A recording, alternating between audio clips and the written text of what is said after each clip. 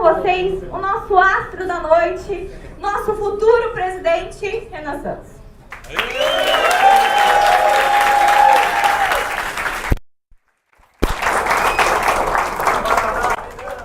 Boa noite! Muito obrigado a todos por terem vindo. Pra mim, falar prazer inenarrável é muito babaca, né? É muita coisa do primeiro. Um prazer inenarrável, viu? Prazer, te conheço tua mãe também.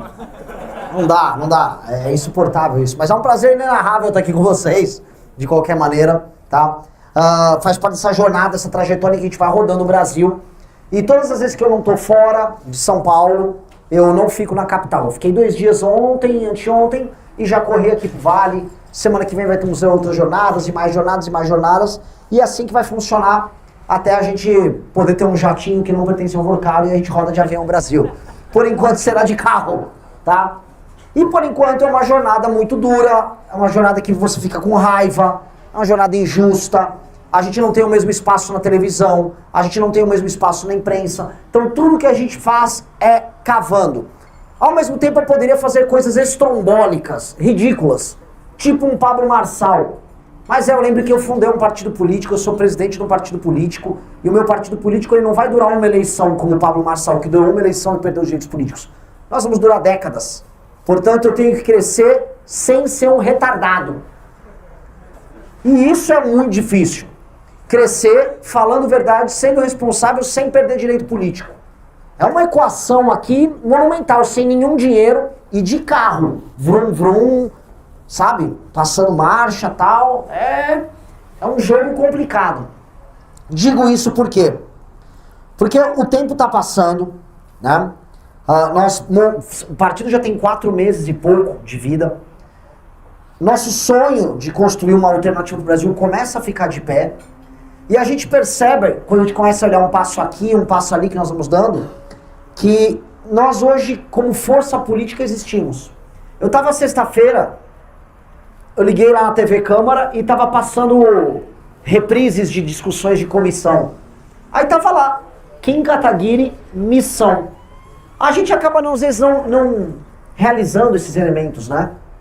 Kim Kataguiri hoje é o meu amigo Kim Kataguiri, um menino de 18 anos que eu conheci em 2014, e ele se mudou com uma mochila pro escritório nosso, e eu tive que adotá-lo, com todas as suas sujeiras, lembre-se, fedidíssimo, fã de videogame, essas coisas. Kim Kataguiri hoje ele é líder de um partido. Segunda-feira ele estava em Brasília na reunião do Colégio de Líderes. E no Colégio de Líderes estava lá o PL, o PT, o PSOL e a missão. Nós que fomos tratados como os desaparecidos, que acabaram, que não deveriam mais ser ouvidos, os cancelados, os que morreram com o Arthur Duval na Ucrânia, nós temos que ser ouvidos no Colégio de Líderes.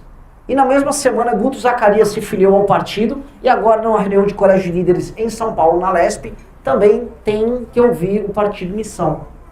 E eu nem tinha me ligado, eu falei, nossa, aconteceu. E por que eu nem me ligo? Porque eu já tô tão no meio de uma pré-campanha para presidente que eu não tô tendo nem mais tempo de perceber as conquistas que nós tivemos. O congresso gigantesco que nós tivemos ano passado, a montagem de um partido político, parece ter acontecido há 10 anos atrás. A minha ida para Pernambuco, eu entrei num presídio em Pernambuco, não sei se chegaram a ver isso, um negócio horroroso, eu processei a governadora de Pernambuco, me parece que foi há 2 anos atrás. Eu estou envelhecendo 100 anos em um mês. E aprendendo muito nesse processo. Só que uma coisa que a gente está reparando, de alguma maneira, a dificuldade se torna uma força. E o que a gente julga ser fraco é o que a gente está plantando para construir um futuro muito grande para a gente. Se eu não posso ir de jatinho, significa que eu não estou no esquema do Vorcaro. Mas também significa que eu posso ir na cidade dele e fazer uma coletiva de imprensa com 8 ou 9 veículos que estavam ali presentes. Tinha uns 10 veículos de imprensa ali presentes. E aí um dos jornalistas lá levantou e falou, olha, é o primeiro candidato a presidente que vem aqui desde o Collor. Ok. Isso vai marcar a imprensa ali, isso vai ser falado pelas pessoas. Quem fez isso, de rodar o Brasil muito, de carro, ao invés de rodar de ônibus, foi o Lula. Chamava Caravana da Cidadania. Ele rodou. Essa base política sólida que o Lula construiu, ele construiu rodando de busão. Fez até documentário, tem livro. E eu falei, ok, se aquele vagabundo fez, eu faço. Então eu vou rodar. e eu vou rodar de carro. Então o que é para ser uma fraqueza vai virar uma força. Porque se eu não tenho aparição na TV, lá que o SBT coloca Flávio Bolsonaro para dar uma opinião sobre qualquer coisa, eu vou estar nos 9 veículos de imprensa lá. Assim como eu tive em 8 veículos de imprensa num dia só em Maringá, assim como eu tive isso em Caruaru, como eu tive isso em Mossoró, é como eu terei isso daqui até o final da campanha. O fato é, todos os habitantes desse país chamado Brasil, até o final da eleição, saberão que há um partido chamado Missão, que ele tem como símbolo uma onça, e ele tem como número 14, e ele tem como seu primeiro candidato, ele terá seu candidato à presidência, um cara chamado Renan. E esse cara chamado Renan vai ter espaço nos debates, e dessa vez as pessoas não vão votar no menos pior.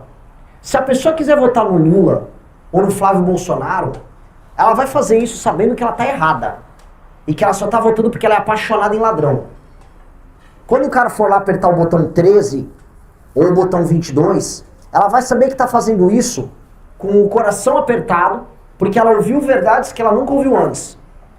Que ela ouviu que o Flávio fez rachadinha, que o Lula está envolvido no escândalo do INSS, que o Flávio Bolsonaro também está envolvido no escândalo do INSS, que nenhum dos dois tem coragem de mexer com o STF, nem com os privilégios do judiciário, que nenhum dos dois tem nenhum projeto para enfrentar o crime organizado no Brasil, que ninguém sabe como resolver a crise fiscal, ninguém tem a menor ideia como vai resolver as desigualdades regionais, como vai fazer uma pessoa que trabalha aqui em São José dos Campos não se sentir injustiçada toda vez que paga imposto e vê que não tem a infraestrutura necessária aqui, mesmo trabalhando e ralando mais do que quase todas as cidades do Brasil. Não, você citou aumento de impostos, a gente não consegue mais aceitar isso, mas eles não têm um plano para nada. Eles não têm um plano para porcaria nenhuma. Então quando o cara for apertar o 13 ou o 22, ele vai fazer isso sabendo que ele é um merda. Ele vai ter que olhar pros filhos dele e falar, ó, eu vou votar no 22 no Flávio, filho, eu falo pra você não ser ladrão na vida, mas eu vou votar num ladrão. Porque todo mundo vai ter visto na TV eu falar que o Flávio é um ladrão.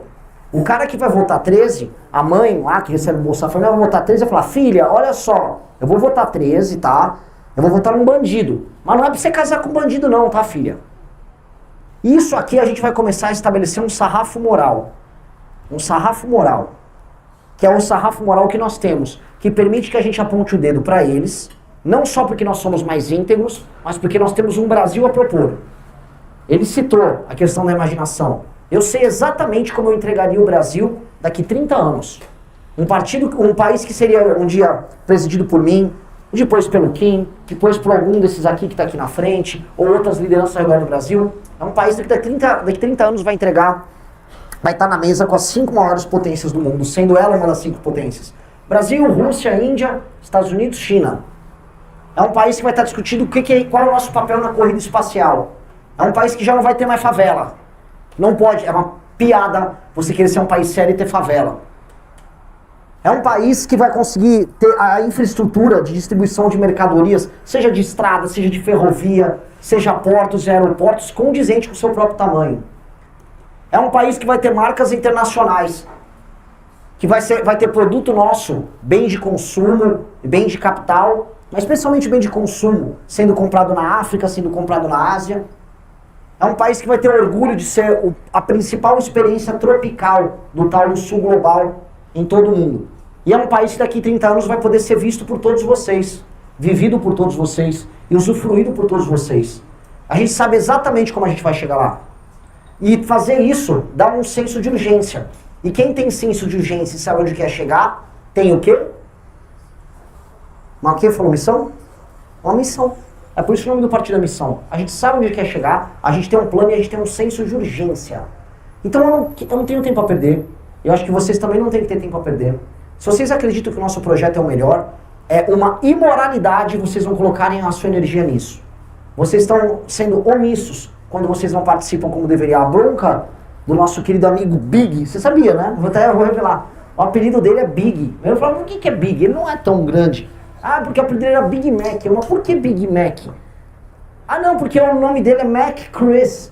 Por causa, ele é de americano, tem aquelas famílias americanas, o nome dele virou Macris, mas era Mac Chris. Achavam de Big Mac. Eu falei, tá, olha como é corrupta. Quem tá vendo na internet aí, olha como as coisas são, né? Achei que o Guto ia chamar Big, né? Mas, enfim, né? Enfim, corta essas partes, por favor. Né? Então, a questão nossa nisso aqui é, eu tô entrando num modo quase meio autista. Dizem que o Renan é meio autista, não sei o quê. E em que eu vou só fazendo. Então eu tô fazendo muitas aparições em rádio, eu tô rodando e eu preciso subindo na pesquisa. E vocês, não sendo omissos, tem que pegar todos os cortes que puderem, todos os vídeos do minha rede de Instagram hoje. Agora eu acabei de bater 700 mil seguidores. Eu não imaginava, eu tinha 180 mil seguidores lá em dezembro. Eu não imaginava, pô, 700 assim? Mas eu acho pouquíssimo, não é nada. Eu olho o vídeo e falo, nossa, Iso, que droga, 700 é uma merreca. Eu precisava estar com 1 milhão já. E quando eu chegar a 2 milhões, eu falo, é pouco, eu preciso de 5. E a real é, o efeito rede significa que vocês precisam divulgar, sem nenhuma vergonha. Até porque a tia do Zap, bolsonarista, divulga as maiores loucuras sem nenhuma vergonha. Ela divulga as maiores atrocidades e ela não tá nem ligando. Chamam de espírito livre quando uma pessoa assim, né? Ela tem um espírito livre. Eu tô publicando aqui sim, tá? O Alexandre de Moraes, ele, sei lá, ele é uma drag queen. Eu não sei, a tia do Zap vai postar isso. E o sindicalista do PT? Também. Só recebeu uma graninha, mas também tá lá, tá, sem nenhuma vergonha. A nossa galera tem um pouco de receio mesmo em falar, não, eu vou postar um pouco, mas não muito. Não tem essa, a tia do Zap tá maratonando na mentira. Ela quer te vencer no volume. E essa é a verdade. Os bolsonaristas, como eles nunca têm a verdade ao lado deles, eles precisam vencer no volume e na repetição da mentira. Não aconteceu rachadinha, tá? Ele foi inocentado. Não, ele tem uma liminar do Gilmar Mendes, tá? E o Queiroz é confesso, ele confessou o crime existe. Aí bota 10 mil tias do Zap, ele não foi preso, tá tudo bem. É o volume que eles têm, a gente tem que entregar o volume. Segunda coisa que é muito importante para todo mundo entender. Nesse instante, nós temos um partido político. Candidato ou pré-candidato à presidência e pré-candidatos, no plural, a todas as outras posições. Hoje, diferente, ou seja, de 4 meses e meio pra cá, ou melhor, de novembro de 2025 pra cá, nós não somos apenas um movimento que luta por um Brasil melhor e que combate o crime e que combate as mentiras dentro da política. Não. Nós somos o quê? Uma alternativa de poder. E nós, parafraseando o Marçal, nós não virou mindset. E tem que virar um mindset.